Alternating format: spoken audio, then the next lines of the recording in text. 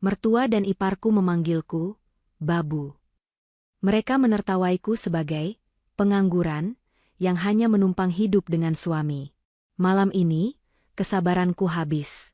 Dan dengan satu pesan ini, aku mengambil kembali semua yang bukan hak mereka. Sebelum ceritanya dimulai, silakan tulis di kolom komentar dari daerah mana saja teman-teman yang menonton cerita ini. Jangan lupa like dan subscribe agar channel ini bisa semakin berkembang dan bisa mempersembahkan cerita yang lebih menarik lagi. Perjalanan menuju rumah Ibu Ranti selalu terasa lebih lama dari yang seharusnya. Nabila duduk di kursi penumpang, memandangi jalanan kota yang ramai, namun pikirannya sudah berada di tujuan. Di sebelahnya, Lukman menyetir dengan rahang yang sedikit kaku. Suaminya adalah pria yang baik, pria yang sangat ia cintai. Tapi Lukman terbelah setiap kali mereka harus mengunjungi keluarganya. Nabila tahu itu. Ia tahu Lukman menderita dalam diam, terjebak di antara ibu yang ia hormati dan istri yang ia cintai. Nabila menghela napas pelan, memastikan hijab sederhana yang ia kenakan tetap rapi. Ia sengaja memilih pakaian yang paling sederhana hari ini. Gamis katun berwarna kalem dan hijab instan. Pakaian yang tidak akan menarik perhatian. Pakaian yang sesuai dengan peran yang ia mainkan di depan keluarga suaminya. Seorang ibu rumah tangga biasa. Kamu tidak apa-apa, sayang? Suara Lukman memecah kesunyian di dalam mobil mewah itu. Mobil ini adalah salah satu dari banyak aset yang terdaftar atas nama perusahaan. Perusahaannya. Nabila menoleh dan tersenyum lembut. Senyum tulus yang selalu berhasil menenangkan Lukman. Aku tidak apa-apa, Mas. Ini kan cuma kunjungan biasa. Kita jenguk Ibu dan Sinta. Sudah lama kita tidak ke sana. Lukman mendesah. Aku tahu Ibu dan Sinta kadang keterlaluan. Kalau mereka bicara yang tidak enak nanti, tolong jangan dimasukkan ke hati.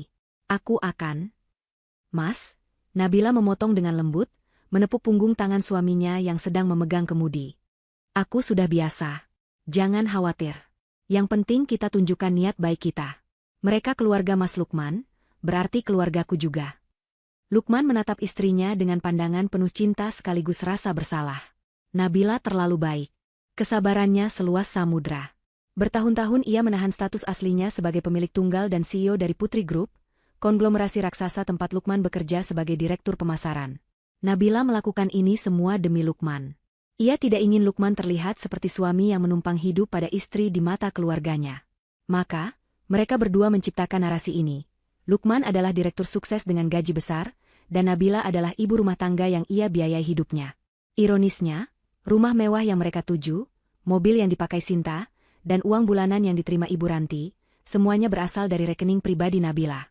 Mobil mereka akhirnya berbelok memasuki gerbang besar sebuah rumah di kawasan elit. Rumah itu megah, bergaya minimalis modern. Nabila yang menandatangani surat pembelian rumah itu 3 tahun lalu. Tapi di mata Ibu Ranti, ini adalah bukti kesuksesan Lukman. Begitu mobil berhenti, pintu utama langsung terbuka. Ibu Ranti dan Sinta sudah berdiri di sana. Ibu Ranti memakai daster batik yang terlihat mahal, rambutnya disasak rapi. Sinta, adiknya Lukman, memakai celana pendek ketat dan kaos oblong bermerek yang harganya mungkin setara dengan gaji manajer level menengah. Lama sekali sampainya. Sambut Ibu Ranti dengan nada yang dibuat ramah, namun matanya menatap tajam ke arah Nabila. Sudah Ibu tunggu dari tadi. Nabila segera turun, mengambil beberapa tas belanja besar dari kursi belakang, dan menyalami ibu mertuanya, mencium punggung tangannya. Maaf, Ibu. Tadi jalanan agak macet. Ini Nabila bawakan oleh-oleh. Ada suplemen kesehatan buat Ibu, dan beberapa bahan makanan impor kesukaan Ibu. Ibu Ranti melirik isi tas itu sekilas. Bibirnya sedikit mencibir. Ya ampun, repot-repot sekali. Harusnya tidak usah bawa apa-apa. Di rumah ini semua sudah ada. Taruh saja di dapur. Biar nanti Mbak Lastri yang urus.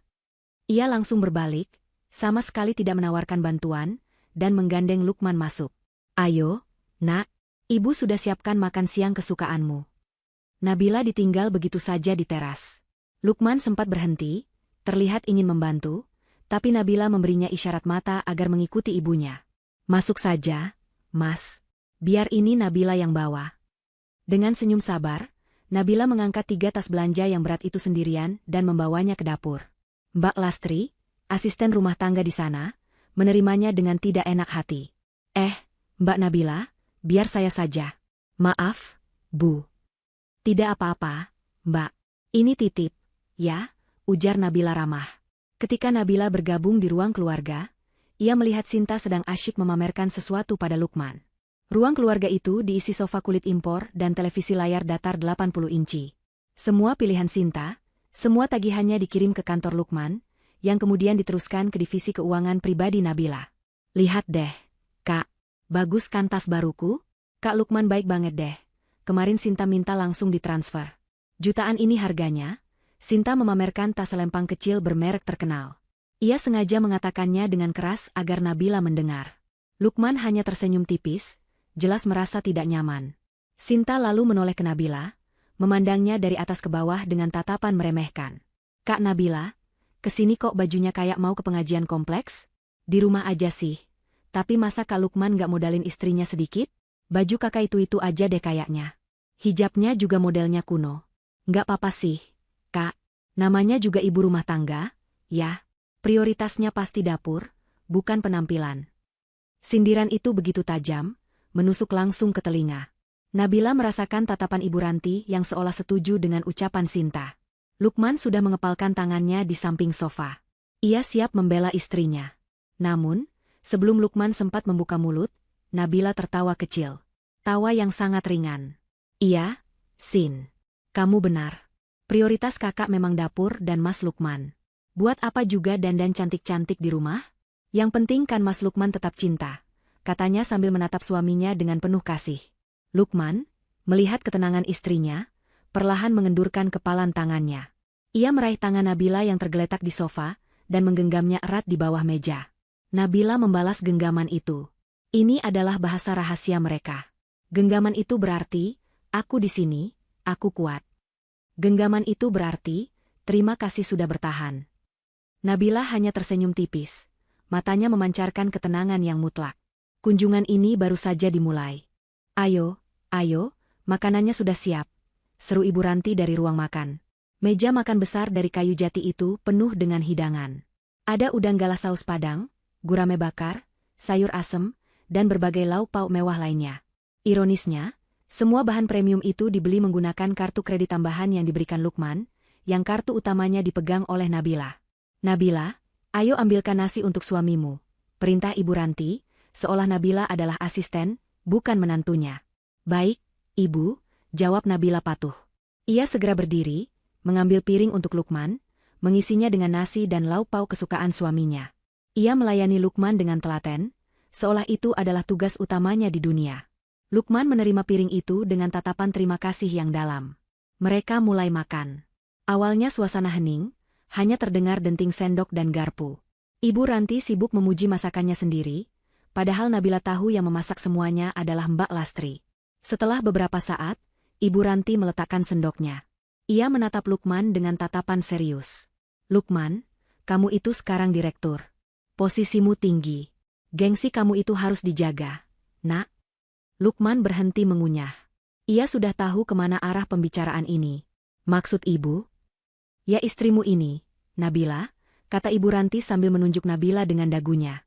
Nabila tetap menunduk, melanjutkan makannya dengan perlahan, pura-pura tidak mendengar. Masa istrimu di rumah saja? Tidak ada kegiatan. Nanti kamu pulang kerja capek. Istrimu di rumah cuma nonton sinetron. Kan tidak seimbang. Sinta, yang sedari tadi sibuk dengan ponselnya, kini ikut nimbrung.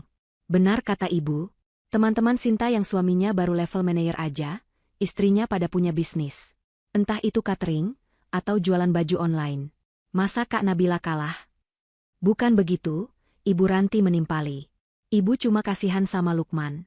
Kamu kerja keras banting tulang, uangmu banyak. Kenapa Nabila tidak kamu modalin buat usaha kecil-kecilan? Biar ada kegiatan. Biar otaknya jalan. Daripada di rumah cuma menghitung hari, menunggu uang bulanan dari kamu. Nabila merasakan suaminya menegang di sebelahnya. Lukman adalah seorang direktur pemasaran yang brilian, tapi ia berada di posisi itu karena Nabila melihat potensinya. Gaji yang ia terima memang besar, tapi itu adalah gaji standar yang ditetapkan oleh Dewan Komisaris Putri Group. Ibu, Nabila bahagia di rumah. Menjadi ibu rumah tangga itu pilihan Nabila sendiri. Dan itu pekerjaan mulia, sama seperti wanita karir, ujar Lukman, mencoba menahan nada bicaranya agar tetap sopan. Sinta tertawa mengejek. Usaha apa, Bu? Jualan online? Paling juga nggak laku. Mana ngerti Kak Nabila soal bisnis. Pegangnya kan panci, bukan laptop. Hinaan itu semakin menjadi-jadi. Tapi Nabila tetap diam. Ia sudah terbiasa. Baginya, ini hanya suara bising yang harus ia abaikan demi keutuhan rumah tangganya. Namun, Ibu Ranti tampaknya belum puas. Ia merasa mendapat dukungan dari Sinta. Sinta, kamu dengar Ibu. Kamu itu sarjana. Kamu harus cari kerja. Jangan sampai jangan sampai nasibmu kayak kakak iparmu ini. Itu adalah puncaknya. Sinta, dengan wajah sombongnya, menatap lurus ke arah Nabila yang masih diam. Ih, bener, Bu. Aku sih ogah. Enak yang nganggur jadi ibu rumah tangga di rumah. Kerjanya cuma dandan nunggu suami pulang. Ngabisin duit suami, nggak ada kerjaan lain cuma jadi babu. Hus. Ibu Ranti pura-pura menegur, tapi ia tertawa kecil setelahnya. Benar juga kamu. Lukman itu kerja keras banting tulang dari pagi sampai malam, istrinya enak-enakan foya-foya di rumah. Boros. Du. Suara garpu Lukman yang jatuh ke piring terdengar begitu keras di ruang makan yang hening itu. Wajah Lukman memerah padam. Amarahnya sudah diubun-ubun. Ibu. Cukup, bentaknya. Ibu Ranti dan Sinta kaget melihat Lukman membentak. Loh, kok kamu marah? Nak, ibu kan bicara fakta. Fakta apa? Ibu dan Sinta sama sekali tidak menghargai istri saya. Suara Lukman bergetar. Nabila, yang sedari tadi dia membeku, perlahan mengangkat wajahnya. Sesuatu di dalam dirinya telah putus. Kata, babu, itu menggema di telinganya. Bukan karena ia terhina secara pribadi. Ia terhina karena mereka baru saja menyebut pemilik perusahaan yang membiayai kemewahan hidup mereka sebagai babu. Ia meletakkan sendok dan garpunya dengan sangat perlahan di atas piring. Gerakannya begitu tenang, kontras dengan Lukman yang siap meledak. Mas, panggil Nabila dengan suara yang sangat pelan, namun terdengar jelas. Lukman menoleh ke istrinya. Amarahnya langsung sedikit mereda melihat ekspresi istrinya. Nabila tidak terlihat sedih. Ia tidak terlihat marah. Wajahnya datar. Matanya menatap lurus ke depan. Lalu, ia menoleh, menatap Ibu Ranti, kemudian beralih menatap Sinta. Dan Nabila tersenyum. Itu bukan senyum sabar yang biasa ia tunjukkan. Itu bukan senyum hangat yang selalu ia berikan pada Lukman. Itu adalah senyum yang tenang. Senyum yang tipis. Senyum yang dingin. Senyum seseorang yang baru saja mengambil sebuah keputusan besar. Senyum seseorang yang sudah selesai bermain. Ibu Ranti dan Sinta merasakan bulu kuduk mereka meremang melihat senyum itu. Mereka tidak tahu mengapa. Nabila tidak mengatakan apa-apa. Ia hanya tersenyum, lalu mengambil gelas air putihnya dan minum dengan tenang. Ruang makan itu tiba-tiba terasa sangat dingin. Ruang makan itu hening seketika. Bentakan Lukman menggantung di udara, membuat Ibu Ranti dan Sinta terdiam kaget. Tapi keheningan yang paling menusuk datang dari senyum Nabila. Itu adalah senyum yang tidak bisa mereka pahami. Tidak ada air mata. Tidak ada bantahan. Hanya sebuah senyuman tipis yang terasa lebih dingin daripada lantai keramik di bawah kaki mereka. Sinta, yang biasanya paling berani, tiba-tiba merasa ciut. Ia menelan ludah, tidak berani melanjutkan hinaannya. Ibu Ranti pun kehilangan kata-kata, wajahnya yang tadi sombong kini berubah bingung. Lukman masih mengepalkan tangannya, napasnya memburu. Ia siap melanjutkan amarahnya, siap membongkar semuanya saat itu juga. Ia sudah muak. Ia tidak peduli lagi ibunya akan syok atau tidak. Mas, suara Nabila terdengar lagi, masih pelan, tapi kali ini tegas. Ia meletakkan tangannya di atas kepalan tangan Lukman. Sudah. Jangan marah-marah. Tapi, Dek, mereka sudah. Lukman memulai. Sudah, potong Nabila. Matanya menatap Lukman, dan Lukman melihat sesuatu yang lain di sana. Bukan kesedihan. Bukan permintaan untuk dibela. Itu adalah sebuah instruksi. Sebuah ketenangan yang mutlak. Nanti tensi Mas Lukman naik. Kita selesaikan makannya, ya. Lukman, yang sangat mengenal istrinya, tahu bahwa Nabila sedang memegang kendali. Ia perlahan-lahan menarik napas, mengendurkan tangannya di bawah sentuhan Nabila. Baik, desisnya pelan. Nabila kembali menatap ibu mertua dan adik iparnya. Senyum dingin itu sudah hilang, berganti dengan ekspresi datar yang sopan. Maafkan Mas Lukman ya, Bu, Sinta. Mungkin Mas Lukman sedang lelah karena pekerjaan. Perkataan Nabila membuat Ibu Ranti dan Sinta kembali mendapatkan keberanian mereka. Oh, jadi kamu nyalahin Lukman sekarang? Sungut Ibu Ranti. Bukan begitu, Bu. Sudahlah, ayo kita habiskan makanannya, kata Nabila, kembali mengambil sendok dan garpunya seolah tidak ada apapun yang terjadi. Makan malam itu dilanjutkan dalam keheningan yang paling canggung. Ibu Ranti dan Sinta saling berpandangan, kesal karena momentum mereka dirusak. Namun juga sedikit takut oleh reaksi Lukman dan senyuman aneh Nabila. Lukman sendiri makan tanpa nafsu, kemarahannya masih bergolak tertahan. Hanya Nabila yang makan dengan tenang, mengunyah perlahan, sepotong demi sepotong. Setiap kunyahannya terasa seperti sebuah perhitungan. Selesai makan, mereka pindah ke ruang keluarga. Ibu Ranti segera menyalakan televisi dengan volume keras, berusaha mengusir kecanggungan. Sinta langsung merebahkan diri di sofa panjang, kakinya diangkat ke atas, dan kembali sibuk dengan ponselnya. Lukman duduk di sofa tunggal, masih dengan wajah muram. Nabila, seperti biasa, pergi ke dapur untuk membuatkan teh jahe hangat untuk suaminya. Ia tahu Lukman membutuhkannya untuk menenangkan diri. Ketika Nabila kembali dengan secangkir teh, ia memberikannya pada Lukman. Diminum dulu, Mas. Lukman menerimanya. Terima kasih, sayang. Nabila duduk di sandaran lengan sofa di samping Lukman, posisi yang menunjukkan ia berpihak pada suaminya. Ia membiarkan keheningan berlalu selama beberapa menit. Sinta terkikik melihat sesuatu di ponselnya. Ibu Ranti mengomentari sinetron yang sedang tayang. Mereka berdua berakting seolah hinaan di meja makan tadi tidak pernah terucap. Mereka pikir, Nabila akan melupakannya. Mereka pikir, seperti biasa, Nabila akan diam dan menerima. Mereka salah besar. Setelah memastikan Lukman sedikit lebih tenang, Nabila angkat bicara.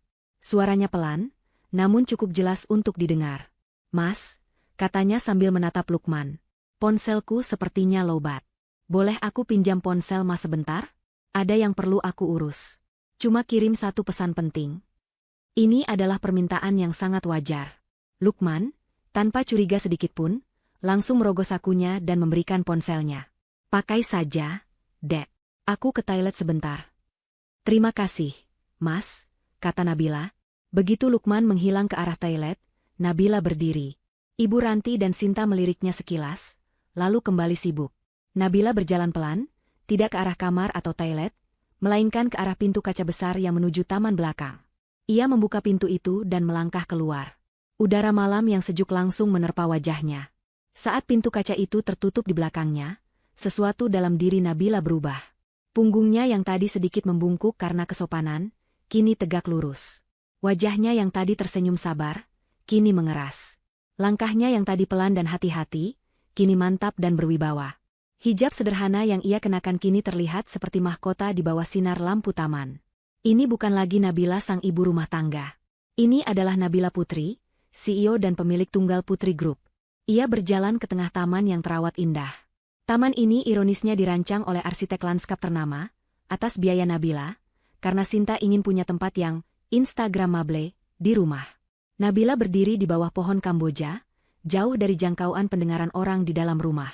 Ia membuka ponsel Lukman. Ia tidak perlu mencari-cari. Ia tahu suaminya menyimpan nomor itu dengan nama kontak yang aman. Pak Satria, Keuangan. Pak Satria adalah tangan kanan Nabila, kepala divisi keuangan pribadinya yang mengurus semua aset di luar perusahaan. Nabila membuka aplikasi pesan instan. Jari-jarinya yang lentik, yang tadi dipuji Sinta hanya pantas memegang panci, kini mengetik dengan kecepatan yang menakutkan. Pesannya singkat, lugas, dan tanpa ampun. Satria. Selamat malam. Mohon dieksekusi segera untuk Ranti Herawati dan Sinta Anggraini. 1. Hentikan semua jatah bulanan. 2. Tutup semua kartu kredit utama dan tambahan atas nama mereka, efektif detik ini juga. 3. Kosongkan semua rekening debit yang terhubung dengan rekening saya. Pindahkan semua dana ke rekening penampung. 4. Hentikan semua pembayaran cicilan untuk rumah di alamat Jalan Cendana nomor 12 dan 2 unit mobil atas nama Ranti Herawati. Lakukan sekarang. Konfirmasi jika semua poin sudah selesai. Jempolnya menekan tombol, kirim. Pesan itu terkirim. Centang 2 biru. Nabila tidak bergeming. Ia menatap layar, menunggu. Ia memikirkan hinaan tadi. Babu. Nganggur. Ngabisin duit suami. Ia tersenyum getir. Uang suami yang mana? Uang yang mereka nikmati adalah uangnya. Keringatnya. Hasil ia memimpin rapat hingga larut malam. Hasil ia mengambil keputusan-keputusan sulit yang menyangkut ribuan karyawan. Mereka tidak hanya menghina Nabila, mereka menghina kerja kerasnya. Mereka telah menikmati buah dari pohon yang mereka ludahi. Kurang dari 3 menit, ponsel bergetar. Sebuah pesan masuk dari Pak Satria. Selamat malam, Bu Nabila. Perintah sudah dilaksanakan. Semua poin telah selesai dieksekusi. Kartu kredit nonaktif. Rekening debit saldo 0. Pembayaran cicilan telah dihentikan dan surat penarikan aset sedang diproses oleh tim legal untuk dikirimkan besok pagi. Apakah ada perintah lain, Bu? Nabila mengetik balasan. Cukup, Satria. Terima kasih atas kerja cepatnya. Selamat beristirahat. Nabila menghapus jejak percakapan itu dari ponsel Lukman. Ia mematikan layarnya. Ia berdiri diam sejenak, menarik napas dalam-dalam. Ia bisa mendengar tawa Sinta yang samar-samar dari dalam rumah. Tawa terakhir mereka malam ini. Ia membalikkan badan. Masker, Nabila si ibu rumah tangga, kembali ia pasang. Tapi ada yang berbeda. Masker itu kini retak. Wajahnya tetap tenang, namun matanya memancarkan ketegasan yang tak terbantahkan. Ia berjalan kembali ke dalam rumah, tepat saat Lukman keluar dari toilet. Sudah, Dek? Tanya Lukman. Sudah, Mas. Ini ponselnya. Terima kasih, kata Nabila sambil mengembalikannya. Ia duduk kembali di sofa. Ibu Ranti sedang mengomel tentang harga cabai yang mahal. Sinta tertawa sambil menunjukkan sebuah video lucu di ponselnya kepada Lukman. Kehidupan berjalan normal. Tapi Nabila tahu, dalam hitungan menit, mungkin detik, bom waktu yang baru saja ia pasang akan meledak. Dan ia akan duduk di sini, di barisan paling depan, untuk menonton pertunjukannya. Di ruang keluarga yang mewah itu, Sinta tertawa terbahak-bahak. Ia baru saja melihat sebuah video di media sosial dan menunjukkannya pada Lukman. Lukman hanya tersenyum tipis. Pikirannya masih kacau akibat pertengkaran di meja makan. Nabila duduk diam, mengamati sekelilingnya dengan ketenangan yang hampir tidak wajar. Kak, lihat deh, seru Sinta tiba-tiba, matanya berbinar. Ia sedang membuka sebuah aplikasi belanja online ternama. Tas yang waktu itu Sinta tunjukin ke kakak. Lagi diskon. Lumayan loh, dari 30 juta jadi 25 juta. Sinta beli, ya? Lukman mengerutkan kening. Sinta, kamu baru kemarin dibelikan tas. Ih, Kak Lukman pelit banget. Ini beda model. Mumpung diskon. Sinta bayar pakai kartu kakak aja, ya? Serunya riang. Ia tidak sedang meminta izin. Ia memberitahu. Itu adalah kebiasaannya.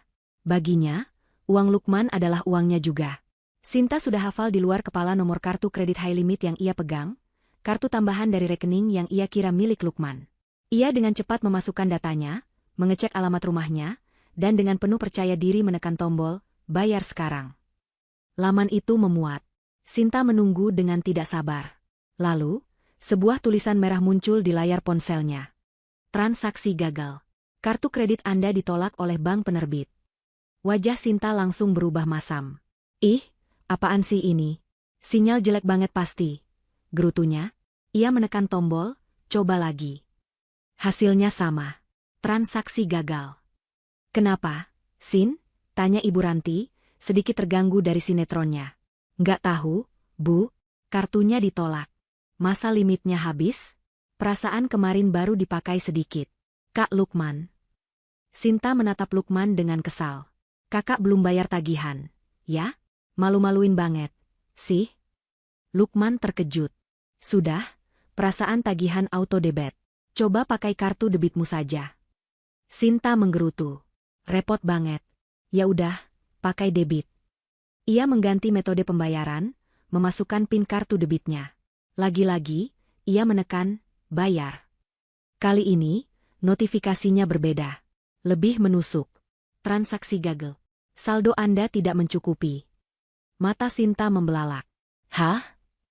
Saldo tidak cukup. Nggak mungkin. Kak Lukman kan baru transfer uang bulanan kemarin. 15 juta.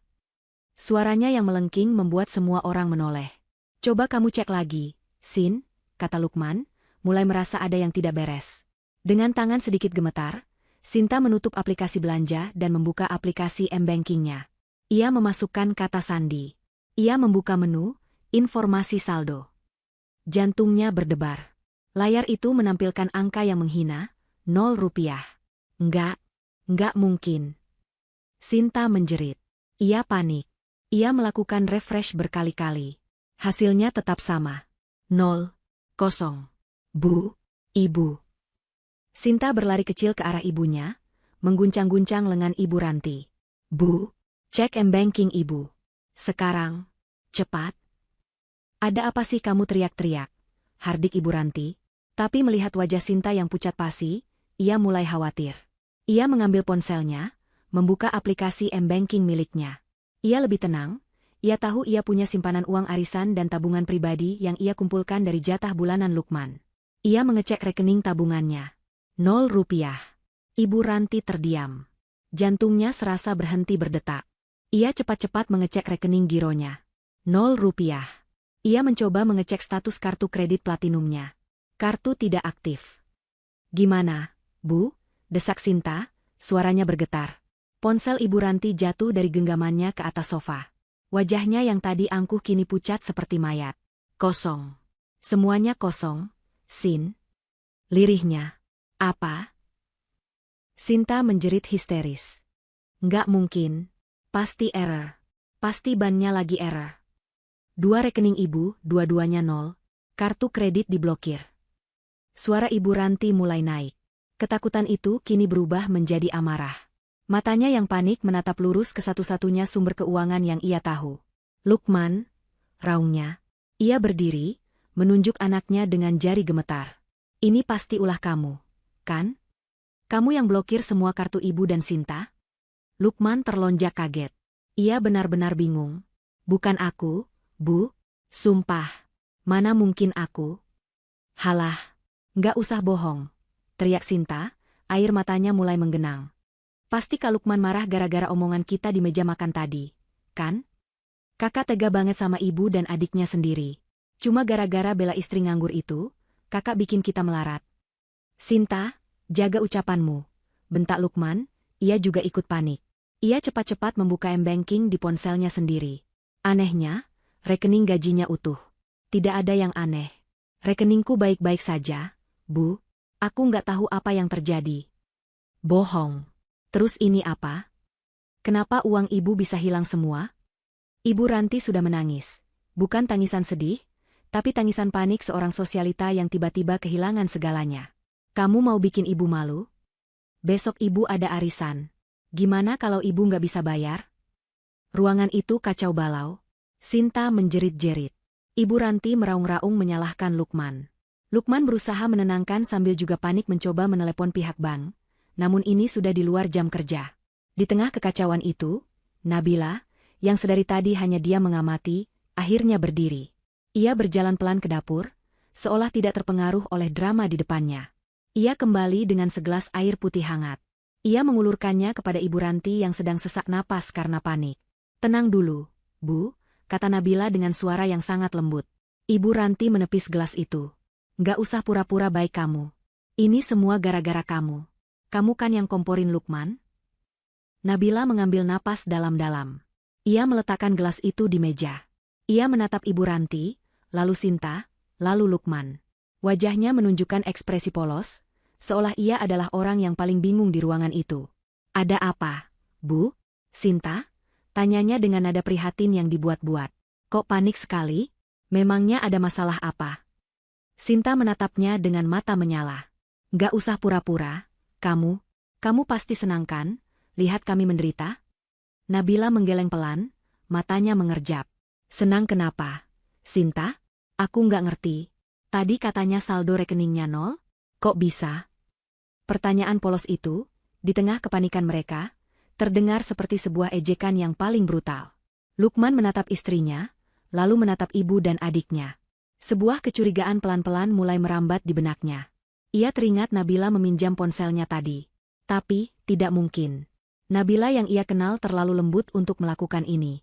Namun, Nabila yang ia kenal juga tidak pernah memberinya senyum sedingin es seperti di meja makan tadi. Pertanyaan polos Nabila, kok bisa? Terdengar seperti bensin yang disiramkan ke api. Kepanikan Ibu Ranti dan Sinta seketika berubah menjadi amarah yang terfokus. Mereka butuh kambing hitam, dan Nabila adalah target yang paling sempurna. Nggak usah pura-pura, bentak Sinta, wajahnya basah oleh air mata panik. Jarinya menunjuk lurus ke wajah Nabila. Ini semua pasti gara-gara kamu. Kamu kan yang meracuni pikiran Kak Lukman? Kamu yang suruh Kak Lukman blokir semua rekening kami, kan? Mengaku kamu. Ibu Ranti, yang tadinya lemas, kini ikut berdiri. Napasnya tersengal-sengal. Dasar perempuan ular. Sudah ibu duga, kamu itu iri sama kami. Kamu iri karena Lukman lebih sayang sama ibu dan adiknya. Kamu sengaja mau bikin kami menderita. Kamu. Cukup. Suara Lukman menggelegar, lebih keras dari sebelumnya. Amarah dan kebingungannya bercampur aduk. Ibu, Sinta, jaga ucapan kalian. Jangan sembarangan menuduh Nabila. Dia istriku. Halah, istri apa? Istri yang cuma bisa morotin kamu. Kamu bela dia, Lukman? Kamu tega bikin ibu dan adikmu sendiri melarat cuma demi perempuan ini? Raung Ibu Ranti. Ia maju selangkah, hendak mendorong Nabila. Stop. Satu kata itu. Bukan bentakan. Bukan teriakan. Suara itu pelan, datar, dan penuh otoritas. Itu suara Nabila. Semua orang terdiam. Bahkan Ibu Ranti yang sedang kalah pun menghentikan langkahnya. Nabila menatap Lukman. Mas, jangan ikut campur. Biar aku yang bicara. Lukman menatap istrinya, kaget. Ini bukan Nabila yang ia kenal. Mata lembut itu kini tajam dan fokus. Lukman, entah kenapa, langsung menurut. Ia mundur selangkah, memberi panggung pada istrinya. Nabila menghela napas panjang. Wajah polosnya telah lenyap, digantikan oleh ekspresi lelah namun sangat tegas. Ia menatap Ibu Ranti dan Sinta bergantian. Sinta tadi tanya, apa aku senang melihat kalian menderita? Ujar Nabila, suaranya tenang. Jawabannya, tidak. Aku tidak senang. Aku lelah. Lelah? Ejek Sinta. Lelah apa kamu? Lelah tidur-tiduran di rumah? Nabila mengabaikan ejekan itu. Aku lelah berpura-pura. Aku lelah diam setiap kali kalian menghinaku. Aku lelah melihat suamiku menderita karena harus membela ibunya atau istrinya. Ia berjalan pelan ke arah Ibu Ranti. Ibu salah. Mas Lukman tidak memblokir rekening ibu atau Sinta sepeser pun. Dia tidak tahu apa-apa soal ini. Wajah Ibu Ranti dan Sinta langsung berubah. Ada secercah harapan. Kalau bukan Lukman, berarti ini benar-benar kesalahan ban. Tuh, kan? Pasti bannya error. Seru Sinta, siap mengambil ponselnya lagi untuk menelepon call center. Yang memblokir semua rekening itu. Nabila menjeda, membiarkan kata-katanya menggantung. Adalah saya. Keheningan total melanda ruangan itu. Lalu, TFFFT. Sinta menahan tawa, yang kemudian meledak. Hahaha. Kak Nabila, kakak sehat? Kakak kalau stres jangan gitu, dong. Lucu banget. Ibu Ranti ikut tertawa sinis. Tawa yang dipaksakan untuk menutupi ketakutannya. Halu kamu, ya? Kamu pikir kamu siapa? Kamu itu cuma numpang hidup sama Lukman. Babu di rumah ini juga lebih punya kuasa daripada kamu. Pakai apa kamu nutup rekening? Pakai daun kelor? Tawa mereka menggema. Hinaan, babu, itu diucapkan lagi. Nabila tidak bergeming. Ia menunggu tawa mereka reda. Wajahnya tetap tenang. Ibu bilang saya numpang hidup, katanya datar. Ibu bilang saya menghabiskan uang suami saya. Ia menatap lurus ke mata Ibu Ranti. Ibu tahu? Bagian itu benar. Saya memang tidak menghabiskan uang suami saya, Mas Lukman. Ibu Ranti berhenti tertawa, keningnya berkerut. Karena semua uang yang kalian nikmati selama ini, lanjut Nabila, suaranya pelan namun menusuk. Uang bulanan puluhan juta yang masuk rekening ibu dan Sinta. Kartu kredit platinum yang Sinta pakai belanja tas puluhan juta. Mobil Alphard yang ibu pakai arisan. Mobil Mercy yang Sinta pakai keluyuran. Rumah mewah yang kalian tempati sekarang ini. Nabila mengambil napas. Itu semua bukan dari gaji Mas Lukman. Itu semua berasal dari rekening pribadi saya. Sinta berhenti tertawa. Wajahnya pucat lagi.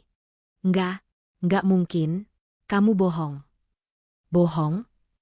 Nabila tersenyum tipis, senyum dingin yang kembali lagi.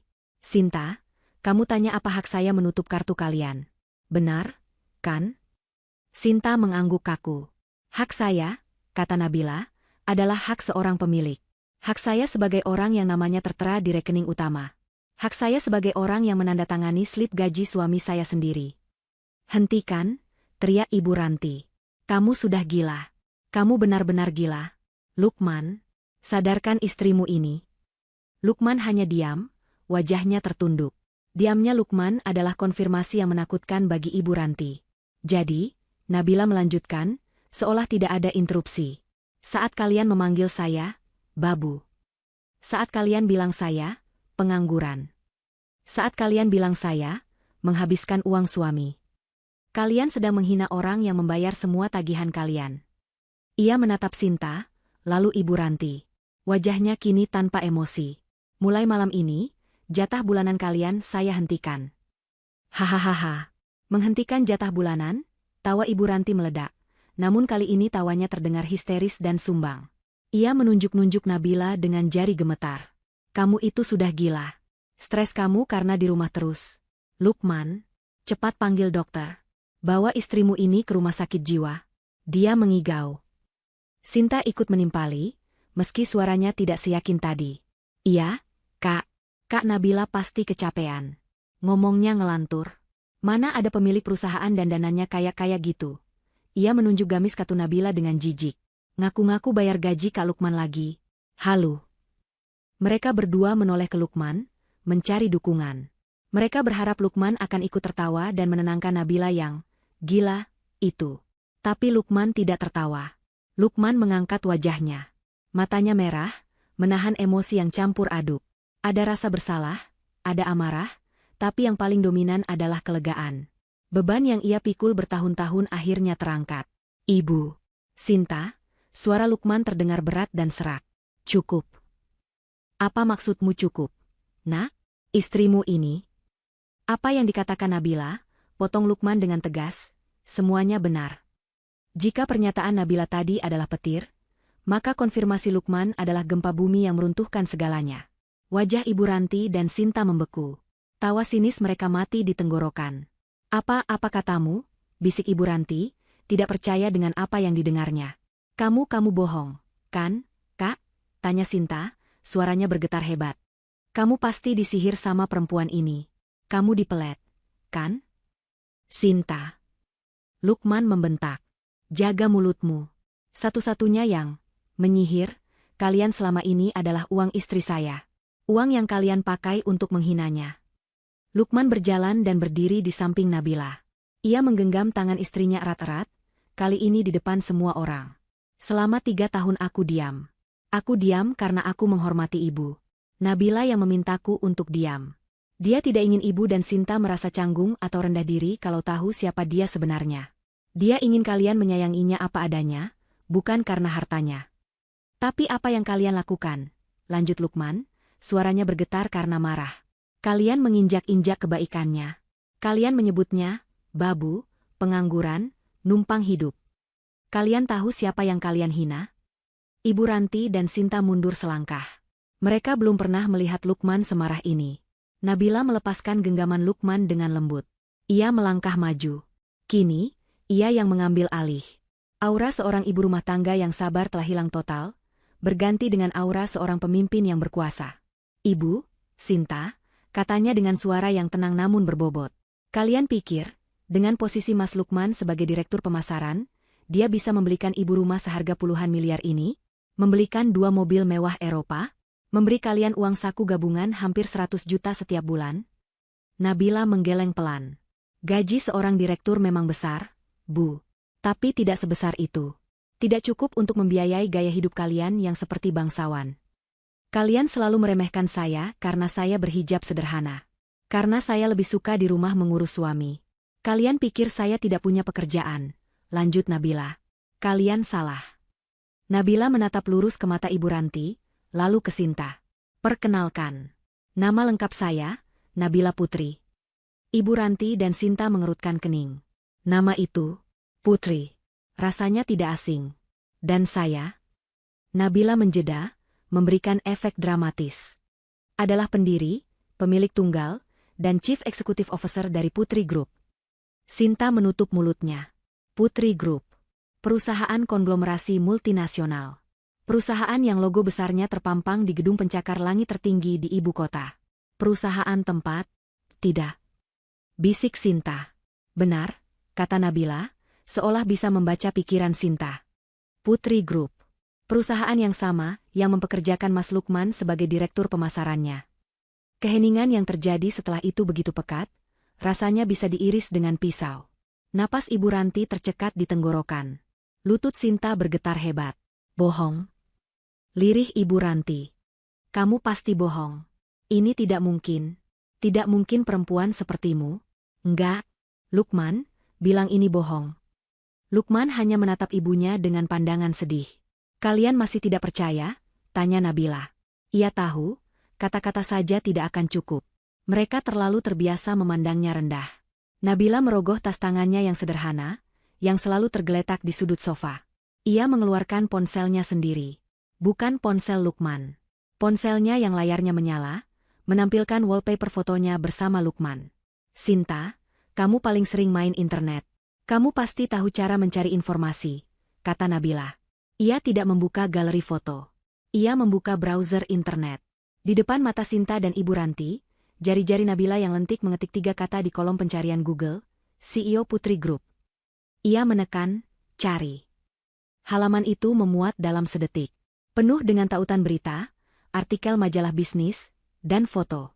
Nabila membalikan layar ponsel itu ke arah mereka berdua. Di baris paling atas, terpampang belasan foto. Foto seorang wanita berhijab yang elegan, sedang berbicara di podium, sedang memimpin rapat besar, sedang menerima penghargaan. Wajahnya tidak diragukan lagi. Itu adalah wajah Nabila. Mungkin dengan riasan yang lebih profesional dan setelan kerja yang mahal, tapi itu jelas Nabila. Sinta membaca judul artikel pertama dengan suara gemetar. Forbes, kekuatan tenang Nabila Putri, memimpin konglomerasi Putri Group menuju pasar global. Ia menggeser layar ke bawah. Artikel lain. Wawancara eksklusif dengan Nabila Putri, menyeimbangkan peran sebagai CEO dan istri. Layar terus bergeser. Foto Nabila sedang berjabat tangan dengan menteri. Foto Nabila di sampul majalah Fortune. Ponsel itu jatuh dari tangan Nabila, tapi bukan karena ia menjatuhkannya. Sinta yang merebutnya, matanya membelalak tidak percaya. Ia mengecek sendiri, mengklik tautan itu. Semuanya nyata. Ibu Ranti mengintip dari balik bahu Sinta. Matanya terpaku pada satu foto Nabila yang sedang menandatangani sebuah dokumen, dengan Lukman berdiri sedikit di belakangnya, tersenyum bangga. Kenyataan itu menghantam mereka seperti palu godam. Semua hinaan. Babu. Nganggur. Bodoh. Numpang hidup. Halu. Semua kata-kata itu berbalik dan menampar wajah mereka dengan keras. Kaki Ibu Ranti tidak kuat lagi menopang tubuhnya. Ia ambruk. Ia terduduk di lantai yang dingin, matanya kosong, menatap Nabila. Sinta menjatuhkan ponsel Nabila. Ia mundur terantuk-antuk hingga punggungnya menabrak dinding. Wajahnya pucat pasi. Jadi, tas mobil rumah. Bisik Sinta, napasnya tersengal. Semua milikku, jawab Nabila. Suaranya dingin, tanpa ampun. Dan mulai malam ini, kalian tidak berhak lagi menikmatinya. Wajah Sinta pucat pasi. Ia gemetar hebat. Ponsel Nabila yang ia rebut tadi masih menyala di tangannya, menampilkan bukti tak terbantahkan. Forbes. Nabila Putri. Ia bergumam seperti orang linglung. Ibu Ranti, yang telah ambruk di lantai, menatap Nabila dengan mata kosong. Dunia yang ia bangun di atas kesombongan dan gengsi, runtuh dalam hitungan detik. Wanita yang ia hina sebagai babu, adalah fondasi dari istananya. Dan kini, fondasi itu telah retak. Jadi semua milikmu, bisik Ibu Ranti. Suaranya serak, nyaris tak terdengar. Nabila menatapnya datar. Saya tidak bilang milikku, Bu. Saya bilang, saya yang bayar. Tapi karena Ibu dan Sinta merasa lebih berhak, mari kita perjelas.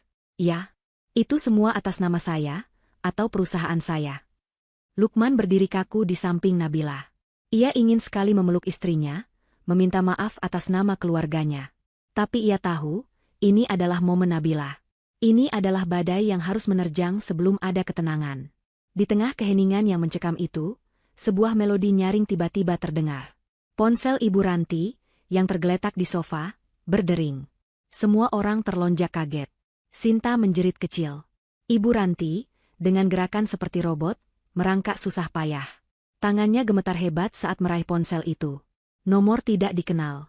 Halo, sapanya dengan suara bergetar. Selamat malam. Apa benar ini dengan Ibu Ranti Herawati? Suara di seberang terdengar profesional dan dingin. Iya. Saya sendiri, jawab Ibu Ranti. Perkenalkan, saya Bima dari Bank Swajaya. Kami menghubungi Ibu terkait status KPR untuk properti di Jalan Cendana nomor 12. Kami informasikan bahwa baru saja kami menerima perintah dari pemilik rekening utama, atas nama Ibu Nabila Putri, untuk menghentikan semua pembayaran cicilan dan auto debit untuk rumah tersebut, efektif malam ini juga. Mata Ibu Ranti membelalak. Apa? Nabila Putri? Siapa itu? Ini rumah anak saya, Lukman. Suara di seberang jeda sejenak, terdengar helaan napas sopan. Maaf, Ibu. Dalam data kami, pemilik rekening penjamin dan pembayar adalah Ibu Nabila Putri. Bapak Lukman hanya terdaftar sebagai pengguna, bukan pemilik. Dengan dihentikannya pembayaran ini, maka surat tunggakan pertama akan kami terbitkan besok, dan jika tidak ada pelunasan, Ibu pasti sudah paham prosedurnya. Rumah ini akan kami sita. Sita? Nggak bisa, teriak Ibu Ranti histeris. Ia menatap Nabila dengan ngeri. Kamu, apa yang kamu lakukan? Nabila hanya diam menatapnya. Maaf, Ibu. Keputusan ini final dari pemilik rekening. Selamat malam, sambungan telepon ditutup. Tidak Lukman, rumah kita mau disita, Nak.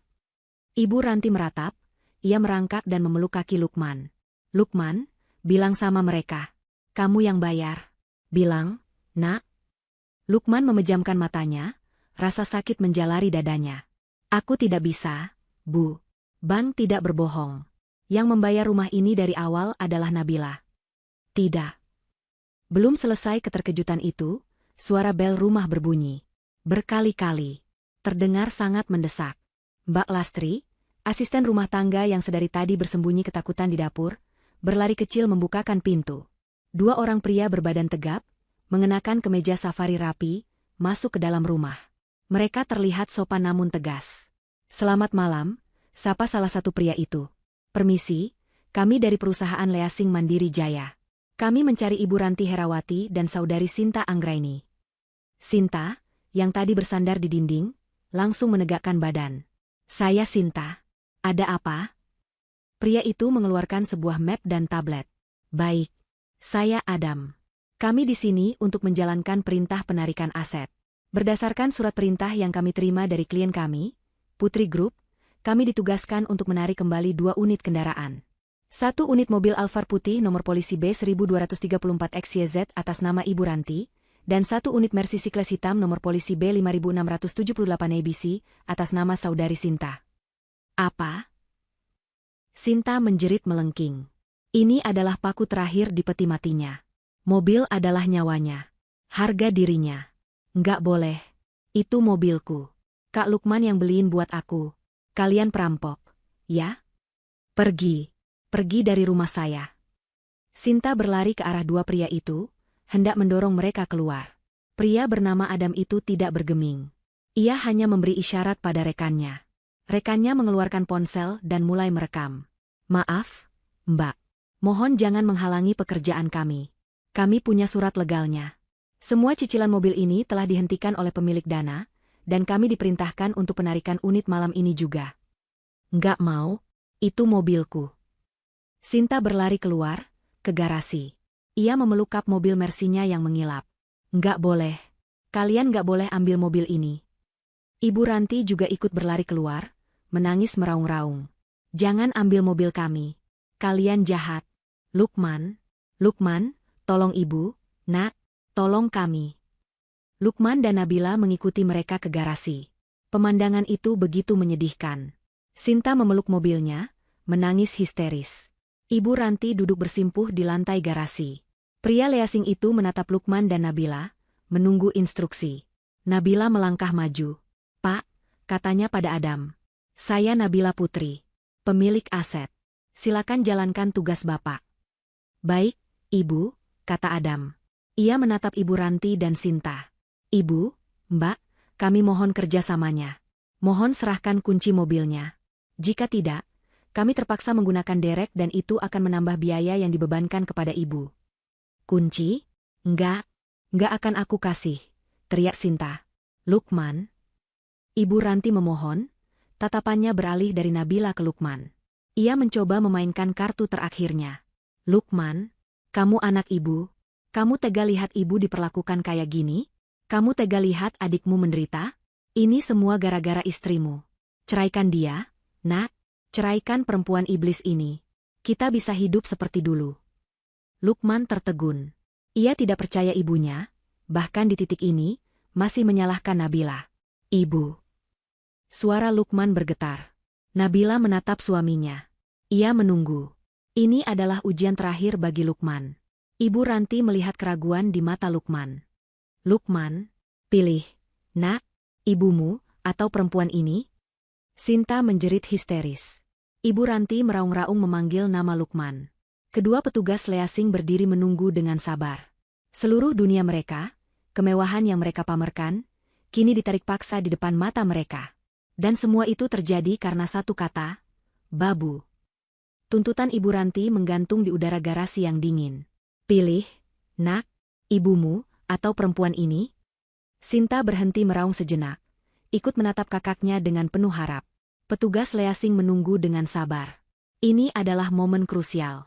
Lukman menatap ibunya yang bersimpu di lantai, lalu menatap Sinta yang memeluk mobilnya dengan putus asa. Wajah mereka basah oleh air mata. Bertahun-tahun, ia menelan ludah pahit setiap kali mereka menghina Nabila. Bertahun-tahun, ia menahan diri demi kata, bakti. Tapi malam ini, bakti itu dituntut untuk menghancurkan rumah tangganya sendiri. Ia menarik napas panjang. Rasa bersalah, amarah, dan cinta pada istrinya bergejolak di dalam dadanya. Akhirnya, ia menoleh ke arah Nabila. Nabila berdiri diam, hijabnya rapi, wajahnya tenang. Ia tidak memohon. Ia tidak menuntut. Ia hanya menatap Lukman, memberinya kepercayaan penuh untuk mengambil keputusan. Kepercayaan itulah yang menguatkan Lukman. Lukman membalikkan badan, menghadap ibunya. Matanya merah, tapi suaranya mantap dan dingin. Aku sudah memilih, Bu, katanya pelan. Ibu Ranti mendongak, ada harapan di matanya. Sejak hari aku mengucap ijab kabul, aku memilih istriku. Lukman, jerit Ibu Ranti, seolah ditusuk. Tidak. Sinta berteriak. Kakak jahat. Kakak lebih pilih perempuan itu daripada ibu yang melahirkan kakak. Cukup, Sinta, bentak Lukman. Justru karena ibu yang melahirkanku, aku tidak habis pikir. Kenapa ibu setega itu pada Nabila? Selama ini aku diam, Bu. Aku diam karena aku menghormati ibu. Aku diam karena Nabila yang memintaku untuk diam. Lukman berjalan mendekati ibunya. Ibu ingat waktu Sinta kecelakaan tabrakan lari 2 tahun lalu? Yang bayar biaya operasinya puluhan juta di rumah sakit swasta terbaik? Itu Nabila. Uang Nabila. Waktu ibu minta renovasi rumah ini biar kelihatan lebih mewah? Yang menyetujui anggarannya? Nabila. Setiap bulan Nabila memastikan rekening ibu dan Sinta terisi penuh. Dia tidak pernah sekalipun mengeluh. Dia tidak pernah sekalipun pamer. Dia hanya minta satu hal sama aku. Mas, jangan bilang siapa-siapa. Biar ibu dan Sinta tetap nyaman. Biar mereka bisa menyayangi aku apa adanya. Suara Lukman bergetar hebat. Air matanya mulai menggenang. Tapi apa balasan kalian? Kalian menyayanginya? Tidak. Kalian menghinanya. Kalian menyebutnya babu. Kalian menyebutnya pengangguran. Kalian menertawainya di depan wajahnya. Uang yang kalian pakai untuk pamer. Mobil yang Sinta pakai untuk foya-foya. Rumah yang ibu banggakan ke teman-teman arisan. Itu semua itu keringat istriku. Hasil kerja keras istriku yang kalian sebut, gak ada kerjaan. Lukman menatap ibunya yang terdiam kaku. Jadi, jangan pernah tanya lagi aku pilih siapa. Karena ibu dan Sinta, kalian tidak pernah memberi Nabila pilihan. Setelah meluapkan semuanya, Lukman merasa sedikit lega. Ia berbalik, masuk ke dalam rumah. Ia berjalan ke laci di dekat pintu, tempat semua kunci diletakkan. Ia mengambil 2 kunci mobil. Kunci Alphard dan kunci Mercy. Ketika ia kembali ke garasi, pemandangan telah berubah. Melihat kemarahan Lukman dan menyadari posisinya tidak bisa diselamatkan, taktik Ibu Ranti langsung berubah. Agresi dan penyangkalan tidak berhasil. Sekarang saatnya memohon. Nabila, nak, Ibu Ranti, dengan susah payah, berdiri dan berjalan terhuyung ke arah Nabila. Air matanya yang tadi penuh amarah, kini berubah menjadi air mata penyesalan yang dibuat-buat. Maafkan ibu, nak, maafkan ibu. Ibu Ranti berusaha meraih tangan Nabila. Nabila mundur selangkah. Ibu hilaf, nak. Ibu. Ibu cuma. Ibu nggak tahu. Sumpah, ibu nggak tahu kalau kamu. Sinta, melihat ibunya, langsung mengerti. Ia melepaskan pelukan dari mobilnya dan berlari, ikut berlutut di dekat Nabila. Iya, Kak Nabila. Maaf, Kak. Sinta minta maaf. Sinta janji nggak akan gitu lagi. Sinta tadi cuma bercanda, Kak. Sumpah. Mereka berdua kini menangis terseduh-seduh di depan Nabila. Nabila, jangan ambil rumah ini, nak. Kami mau tinggal di mana? Isak Ibu Ranti. Ibu sudah tua. Masa kamu tega lihat ibu jadi gelandangan? Iya, Kak. Mobil Sinta. Sinta perlu mobil itu buat cari kerja, Kak. Sinta janji Sinta akan cari kerja. Sambung Sinta, mengarang alasan dengan cepat. Nabila memandangi dua wanita yang kini bersujud di kakinya. Wanita yang 1 jam lalu menertawainya sebagai babu. Penyesalan mereka terlihat begitu jelas. Penyesalan karena ketahuan. Penyesalan karena fasilitasnya dicabut. Bukan penyesalan karena telah menghina orang lain. Nabila tetap diam. Wajahnya tidak menunjukkan emosi. Lukman berjalan melewati mereka. Ia mengulurkan kedua kunci di tangannya ke arah Pak Adam. Ini kuncinya, Pak. Silakan. Tidak Aak, jeritan Sinta membelah malam. Pak Adam menerima kunci itu. Terima kasih, Pak. Kami akan proses. Kedua petugas itu segera masuk ke mobil. Ibu Ranti dan Sinta hanya bisa mematung ngeri. Suara mesin mobil Alphard dan Mercy itu dinyalakan. Suara yang biasanya menjadi simbol kebanggaan mereka, kini terdengar seperti lonceng kematian. Kedua mobil mewah itu perlahan mundur keluar dari garasi, meninggalkan ruang kosong yang menganga. Sinta ambruk ke lantai, menangis meraung-raung seperti anak kecil. Ibu Ranti menatap Nabila dengan putus asa. Nabila, kami mohon, kami mau tinggal di mana malam ini? Apa yang harus kami makan besok? Kami mohon, Nabila. Kini mereka benar-benar bersujud. Mencium lantai di depan kaki Nabila. Memohon belas kasihan dari babu yang telah mereka hina. Garasi itu terasa dingin dan kosong. Suara deru dua mesin mobil mewah yang menjauh terdengar seperti gema kekalahan. Ibu Ranti dan Sinta masih bersujud di lantai semen yang kotor. Isak tangis mereka terdengar putus asa. Pemandangan itu, dua wanita yang beberapa jam lalu begitu angkuh, kini terpuruk di kakinya, tidak menimbulkan rasa kasihan di hati Nabila. Ia tidak merasakan kemenangan. Ia hanya merasakan kelegaan yang dingin. Gema hinaan, babu, dan nganggur, itu akhirnya telah dibayar lunas. Lukman berdiri diam di samping Nabila, nafasnya masih berat. Pilihan yang ia ambil telah membelah hidupnya menjadi dua. Masa lalu yang ia hormati namun penuh kepalsuan, dan masa depan yang ia cintai namun menuntut ketegasan. Nabila, nak, tolong. Ibu Ranti mengangkat wajahnya yang basah kuyup oleh air mata dan ingus. Wajah yang biasa terpoles riasan mahal itu kini luntur dan terlihat menyedihkan. Kami mau tinggal di mana? Kami mohon, jangan usir kami malam ini. Kami makan apa besok? Sinta ikut mendongak, matanya bengkak. Iya, Kak, kami minta maaf. Kak, kami benar-benar minta maaf. Jangan ambil rumah ini, Kak. Kami janji akan jadi baik. Sinta janji akan cium kaki kakak setiap hari. Tapi tolong. Nabila menatap mereka berdua dalam diam. Permohonan maaf itu terdengar begitu hampa. Mereka tidak meminta maaf karena telah melukai perasaannya. Mereka meminta maaf karena kenyamanan mereka direnggut. Akhirnya, Nabila angkat bicara. Suaranya tenang, datar, dan tanpa emosi. Bangun, perintahnya. Ibu Ranti dan Sinta tertegun, lalu buru-buru bangkit berdiri, meski kaki mereka gemetar. Mereka berdiri menunduk di depan Nabila, seperti dua pesakitan yang menunggu vonis hakim. Ibu, Nabila memulai, menatap lurus ke mata ibu mertuanya. Waktu ibu bilang saya, babu, saya hanya diam. Waktu Sinta bilang saya, nganggur, dan ngabisin duit suami, saya hanya tersenyum. Ia berhenti sejenak, membiarkan kata-katanya meresap. Saya diam bukan karena saya takut.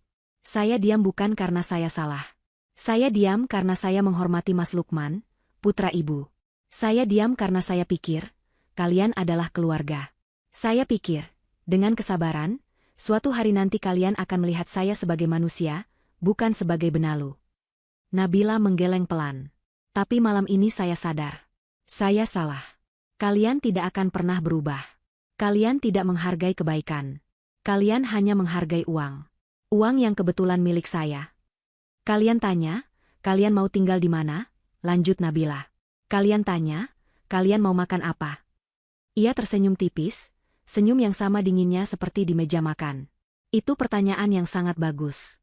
Itu pertanyaan yang seharusnya kalian pikirkan baik-baik, sebelum kalian menghina orang yang selama ini memberi kalian tempat tinggal dan makanan.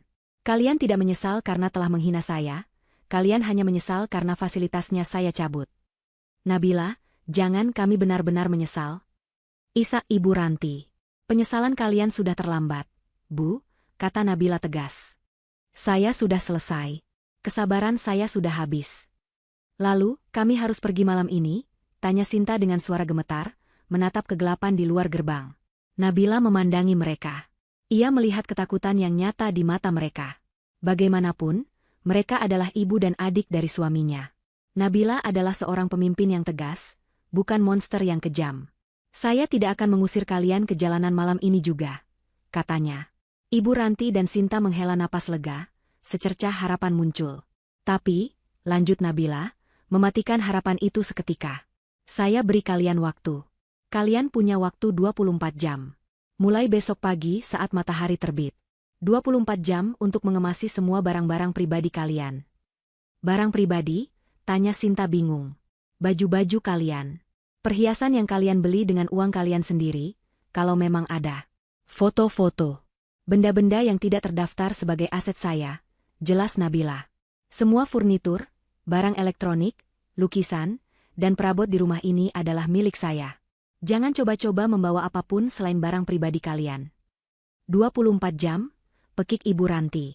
Kami mau pindah kemana dalam 24 jam? Itu bukan urusan saya lagi, Bu, jawab Nabila.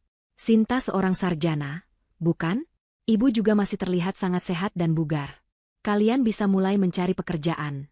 Seperti yang kalian bilang, jangan cuma nganggur. Mulai sekarang, kalian harus belajar menghidupi diri kalian sendiri. Belajar berdiri di atas kaki kalian sendiri. Nabila menggunakan kata-kata hinaan mereka sebagai tamparan terakhir.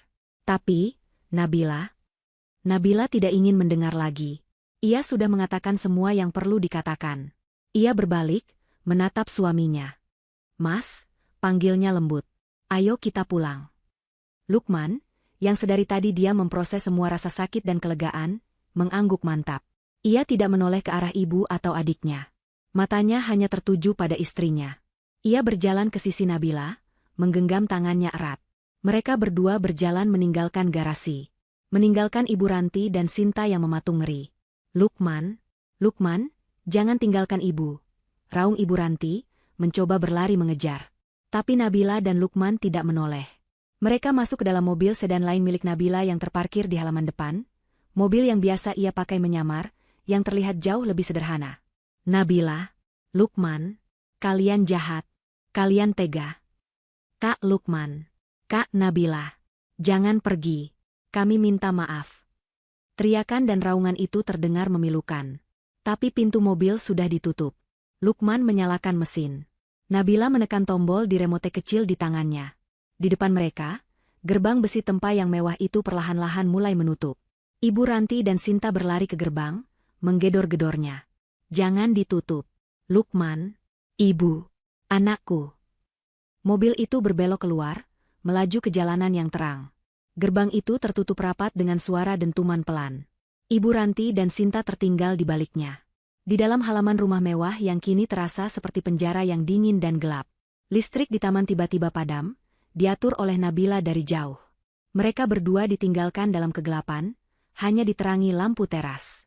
Mereka saling berpandangan dengan putus asa, dan malam itu, untuk pertama kalinya, mereka menyadari arti dari kata karma. Di dalam mobil, Lukman menyetir dalam diam. Air mata mengalir deras di pipinya. Ini adalah air mata kesedihan karena harus menghancurkan ibunya sendiri, sekaligus air mata kelegaan karena akhirnya ia bisa membela istrinya. Nabila tidak berkata apa-apa. Ia hanya mengulurkan tangan kanannya dan menggenggam erat tangan Lukman yang ada di persneling. Genggaman itu berkata, "Aku di sini. Kita akan melewati ini bersama. Kamu melakukan hal yang benar." Lukman membalas genggaman itu erat. Malam itu, mereka pulang ke rumah mereka yang sebenarnya, meninggalkan masa lalu yang penuh kepalsuan di belakang gerbang yang tertutup rapat. 1 bulan berlalu sejak malam yang menentukan itu. Waktu telah mengubah segalanya. Di sudut kota yang padat, bising, dan panas, di sebuah gang sempit, terdapat sebuah rumah kontrakan petak.